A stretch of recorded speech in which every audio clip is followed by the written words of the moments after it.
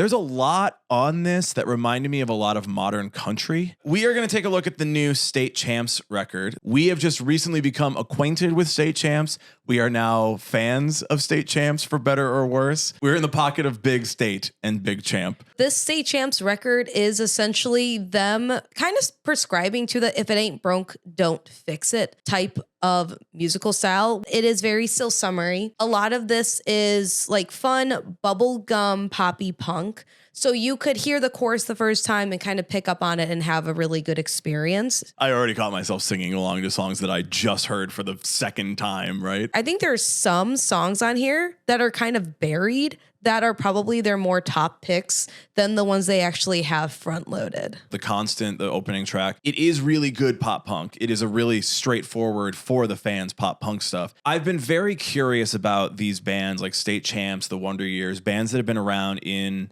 this scene for a long time. And we know a lot of bands that have been influenced by those bands, but how do these bands that have had this legacy for so long, how are they keeping it going? What are they changing? How are they advancing in their field? So I thought The Constant was a little bit straightforward, a bit down the line, but there's some stuff on here that like I thought really took different initiatives and like really does kind of take the formula and adjust it like slightly. Mm-hmm. There's a lot of stuff that like still fits the formula. You're not going to not have a pop punk State Champs record. Yeah. But I will say there's a lot on this that reminded me of a lot of modern country. I think a lot of rock writers have gotten into country. We have friends that live in Nashville in these bands, and they're like really just rock, emo, pop punk artists that are now writing for all these new country artists. And I think that's also coming back into a band like State Champs, where I think Derek is doing very country sort of like melody lines.